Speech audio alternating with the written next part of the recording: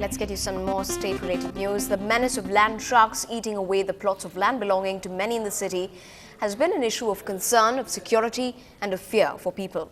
But at a time when land grabbers have had a keen eye not only on possible land alone, but at an early construction stage even, the newly formed land grab cell has registered remarkable numbers. Here's the top cop in the city giving us those. We have close to about 90 cases which have been received during last fortnight, and the cases are handled through the special cell which has been formed. We have already arrested 18 persons so far in various cases.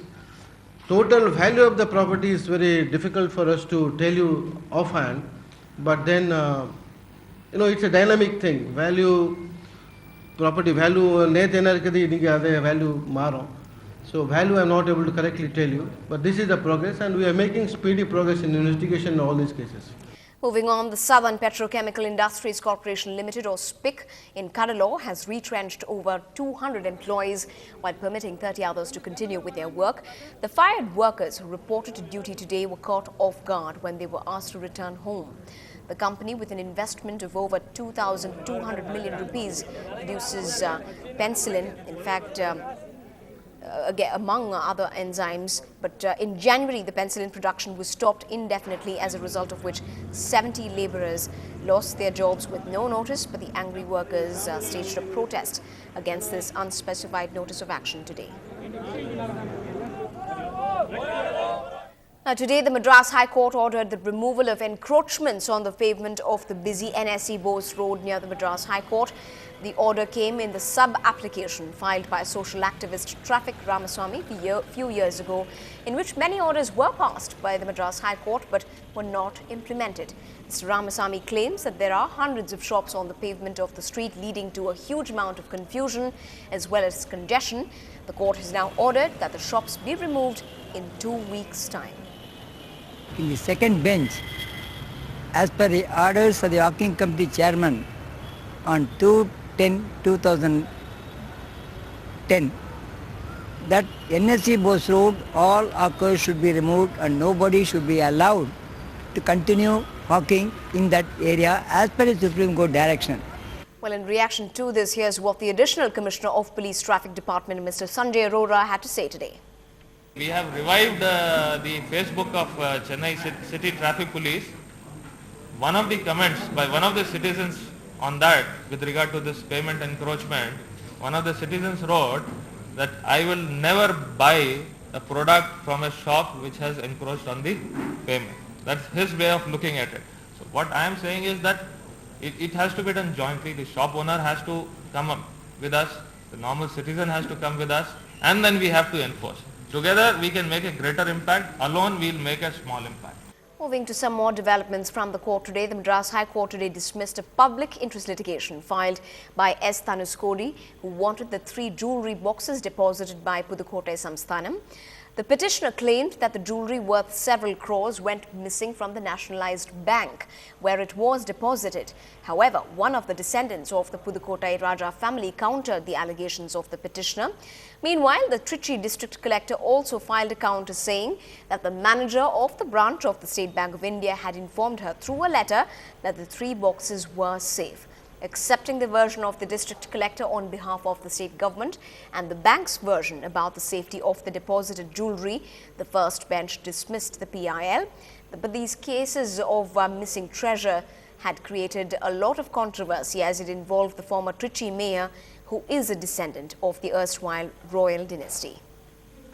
One Tanikodi filed public interest litigation before first bench of the Madras High Court, Honorable Madras High Court. He claimed the private property of Pudukkottai Samasthanam. He claimed and gave the direction to Government of India to acquire the property from the Pudukkottai Samasthanam, but the court denied his plea and also dismissed it. In between, the public interest litigation petitioner Tanikodi make a vexatious allegation against my client Rani Rama Devi before this honorable court. We filed the valid counter affidavit, and also the government side filed the counter affidavit. In the counter affidavit of the government, they say all soul boxes safely custody in the cantonment branch of State Bank is very correct. They filed the counter affidavit. Consider all counter affidavits and petition, the deep inquiry done by the first bench. Today itself, the full bench, first bench, dismissed the PAL filed by the Thanikodi.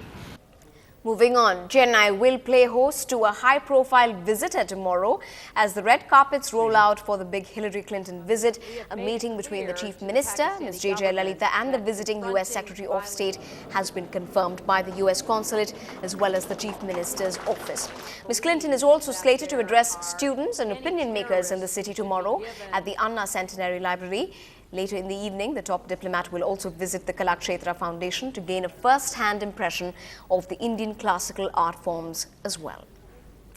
Meanwhile, over at the capital today, India and the United States still have major sticking points on the nuclear deal.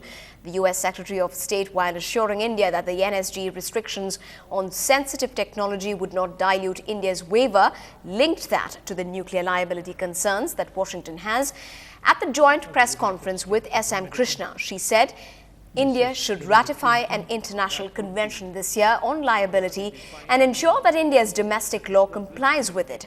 The problem is that while India is planning to ratify this convention, the Indian law is much tougher on suppliers, which the US is not happy with. But Indian officials say the domestic law is compatible with the international treaty. Now, Ms. Clinton didn't mince any words when addressing the very recent Mumbai terror attacks, and here's what she had to say today. The emphasis we placed on counterterrorism and homeland security. That is obviously an issue that is first and foremost on all of our minds after the bombings in Mumbai last week. And again, let me convey on behalf of the United States our deep sympathy and our outrage to the people and government of India, and pledge our support to you in your fight, which is also our fight against terrorism and violent extremism. Well, the top diplomat also spoke at length about Indo-Pak relationship and warned that the Pakistani safe havens will not be tolerated. We are encouraged by the dialogue occurring between India and Pakistan. We do see Pakistan as a key ally in the fight against terrorism. We have made the point repeatedly to our Pakistani colleagues that terrorists threaten both of us. Terrorists have actually killed more Pakistanis in bombings of mosques and markets, in attacks on police stations and government buildings than Americans. And so we recognize that Pakistan must act on its own behalf first and foremost. So her visit tomorrow to the city of Chennai is also something that we will be keeping a close watch on. Like always, plenty of sports news headed your direction. My colleague Natasha gets you a lowdown of all of that and much more. Well, thanks, Evelyn. Stay in your seats because ahead on the bulletin, wipe away that misconception. Billiards and snooker is not only for the elite of society. A reality check coming your way.